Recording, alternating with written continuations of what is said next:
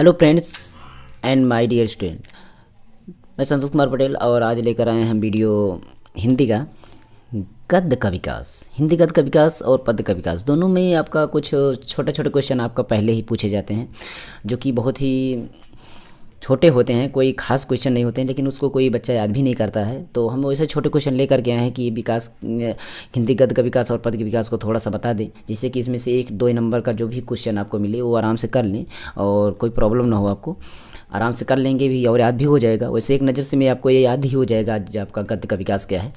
High school के level से हम देखते हैं, क्योंकि हाई स्कूल के लेवल से हमें देखना है क्या कि आपका जो युग थे, जो गद्य का विकास में युगों के हिसाब से हुआ था, तो सबसे पहले युगों का नाम हम लिख देते हैं कि कौन कौन से युग था, यानी इसका काल का विभाजन जो था आपका।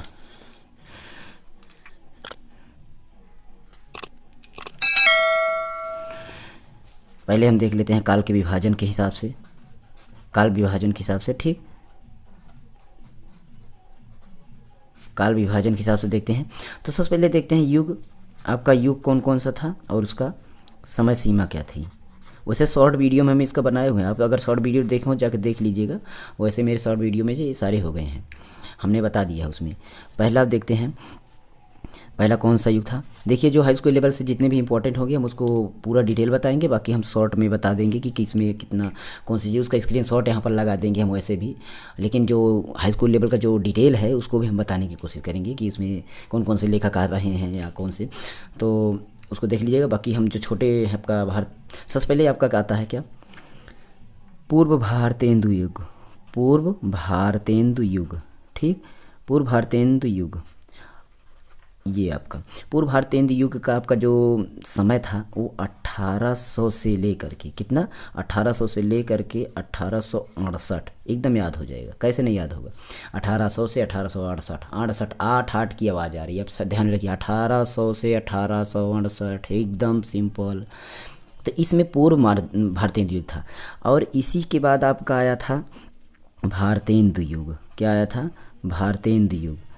भारतेंदु युग जो था वो जस्ट इसी यहाँ से स्टार्ट हुआ, इसी के बाद मतलब 1868 से ही आपका चालू हुआ उसका।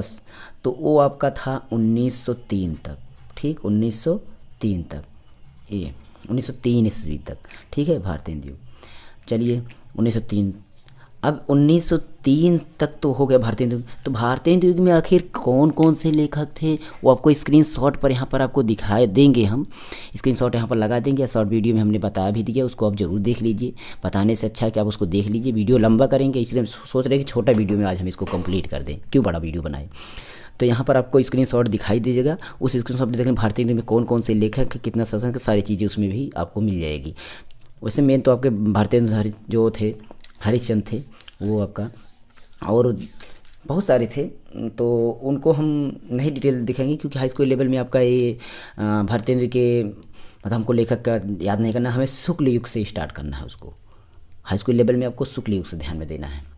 तो भारतेंदु युग हो गया, भारतेंदु युग में कौन कौन से लेखक उसको। इसके बाद जो तीसरा आपका आता है, तीसरा आपका आता है यहाँ से आपका द्विवेदी युग आता है। क्या, द्विवेदी युग सुने होंगे, बहुत ही फेमस युग है, जिसमें आपका द्विवेदी वाले जितने भी लेखक हैं, हजारी प्रसाद द्विवेदी और जो भी हैं सभी इसी में आएंगे। अब यहाँ से ये स्टार्ट हो जाएंगे, मतलब 1903 से ये चालू होंगे इनका काल समय सीमा, तो आपका 1920 आएगा। कितना आएगा, 1920 ईस्वी तक। 1920 ईस्वी तक इनका आपका समय सीमा काल विभाजन के हिसाब से देखते हैं तो इनका यहाँ तक समय था द्विवेदी युग का।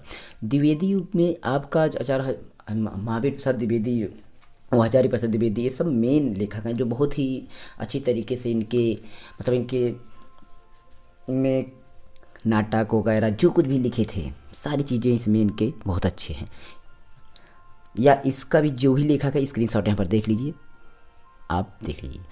जल्दी से हम दिखते हैं तीसरे में कौन सा, इसको काल को याद करना यही ज़्यादा आता है इसलिए हम ज़्यादा सभी को डिटेल नहीं जाना चाहते हैं।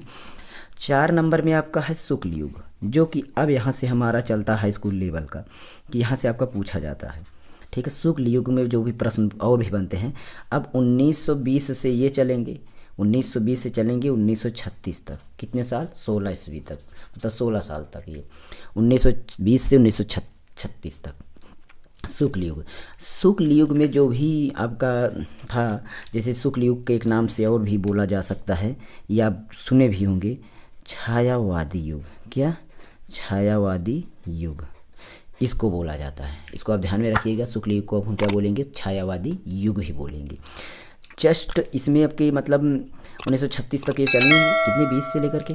इसमें जो लेखक थे जैसे कि आचार्य रामचंद्र शुक्ल तो आपके थे ही, आपको समझ में ही आ गया होगा शुक्ल का युग है तो।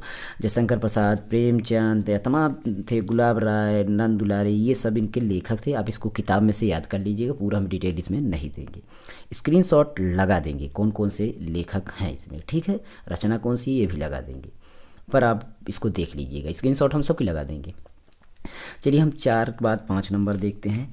5 नंबर आखिर कौन सा है? 5 नंबर आता है शुक्लोत्तर युग। क्या? शुक्लोत्तर युग। शुक्लोत्तर युग। शुक्लोत्तर युग आपका कहाँ से? यहाँ 36 था ना, तो चलिए इनको हम 36 से बढ़ाते हैं। 36 से ये चलेंगे आपका 50 तक। ये तो याद ही होना चाहिए कि शुक्लोत्तर 50, 50 पूरा कर दिए, 36 के बाद 50, ठीक। मतलब 4 इसमें 10 में 14 साल ये फिर चला शुक्लोत्तर। इसका एक और नाम भी है जिसको आप सुने भी होंगे, प्रगतवादी युग। क्या? प्रगतवादी युग।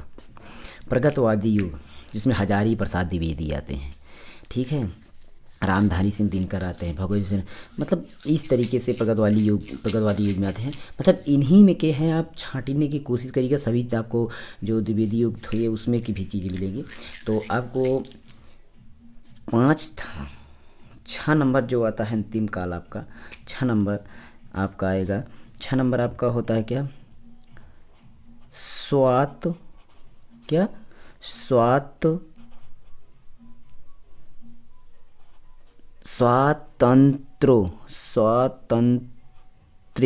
स्वातंत्र्यो।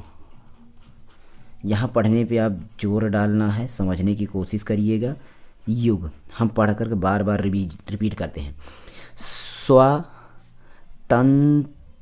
मतलब ता आपका पूरा है, आधा ना है, फिर आधा त्रा भी है, या पे ओ की मात्रा है, मतलब स्वतंत्रोत्तर मतलब स्वतंत्र के रूप में। स्वतंत्र युग जो स्वतंत्र हो गया था, उसके बाद स्वतंत्र के बाद के जो युग हुआ था वो मतलब स्वतंत्र। आप स्वतंत्र समझ गए होंगे। अब ये नहीं स्वतंत्रोत्तर, योत्तर लगा इसलिए जिससे सभी लगा हुआ है, स्वतंत्रोत्तर उसके बाद मतलब स्वतंत्रता के बाद वाला युग जो चला था उसमें। इसको आप कह सकते हैं 1950 से लेकर के आज तक का जो आज तक का युग है वो, ठीक है, मतलब आज तक का युग आप समझ गए होंगे। 1950 से लेकर के आज तक ये आपका हो गया 1950 से आज तक,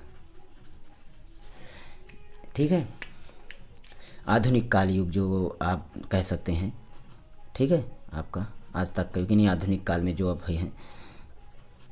तो इतने आपके 6 काल विभाजन में आपका हुआ था, ठीक है, काल विभाजन में आपका 6 हुआ था। और जो ये था आपका काल विभाजन, अगर इसको हम रचना के आधार पर देखते हैं, किसके आधार पर? रचना के आधार पर।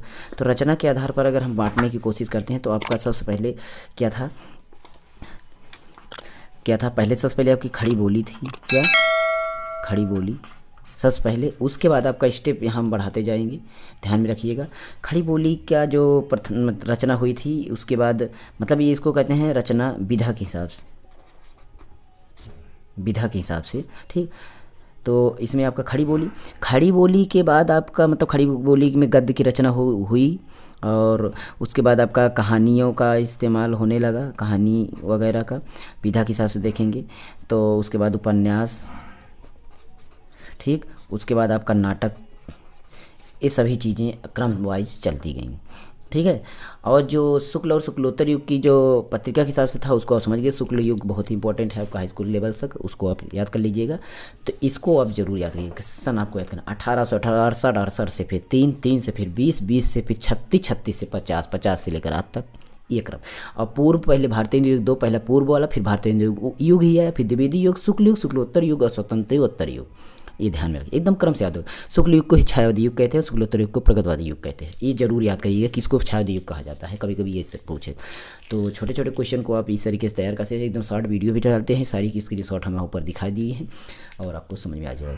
हम इसके बाद पद्य का विकास लेकर के आएंगे। पद्य का विकास भी वीडियो देखने के लिए हमारे चैनल को सब्सक्राइब कर सकते हैं और जुड़ सकते हैं। अगर ना सब्सक्राइब तो कमेंट जरूर करिएगा, अगर कमेंट भी नहीं करने हैं तो शेयर भी करिएगा, शेयर नहीं करते हैं तो कुछ भी मत करिएगा, पर वीडियो को जरूर देख लीजिए। ओके, तो यहाँ पर डिस्क्रिप्शन जरूर चेक करने की हम आदेश देते हैं कि आप डिस्क्रिप्शन चेक करें, वहाँ पर सारे विषय की प्लेलिस्ट लगी हुई है और टेलीग्राम चैनल की भी लिंक लगी हुई है। हमारे टेलीग्राम चैनल जुड़ सकते हैं, वहाँ से हमें चैट कर सकते हैं, नंबर वहाँ पर हम आपको देंगे, वहाँ से हमें चैट कर सकते हैं, बात कर सकते हैं। और वहाँ पर सारी की पीडीएफ भी हम डालते रहते हैं। पीडीएफ पाने के लिए आप टेलीग्राम चैनल से जुड़ जाइए। ओके, ठीक है। और सारी प्लेलिस्ट भी हम मोबाइल कंप्यूटर टेक्नोलॉजी, मोबाइल को क्रैक जो भी होता है, जैसे मोबाइल में क्या होते हैं सॉफ्टवेयर को क्रैक करना, मोबाइल के जो लॉक तोड़ना, सारी चीज़ों को हम प्रोसेस यहाँ पर बताने की कोशिश करेंगे। कंप्यूटर टेक्नोलॉजी से भी हम देंगे। कंप्यूटर में आपके क्या प्रॉब्लम है, मोबाइल में क्या प्रॉब्लम है, हमें कमेंट कर सकते हैं, हम उसको बेसिक जानकारी आपको देंगे। पर वही वीडियो हम उतना इसमें नहीं बनाते हैं, ठीक है। उसके लिए अलग चैनल हम अलग चैनल हम बाँटेंगे। ओके, पर आपका सपोर्ट चाहिए, प्लीज़ सपोर्ट ज़रूर करिएगा। नहीं सपोर्ट करते हैं तो भी कोई दिक्कत नहीं। ओके, नमस्कार एंड जय हिंद। अगली वीडियो फिर पाइएगा, हिंदी पद का विकास।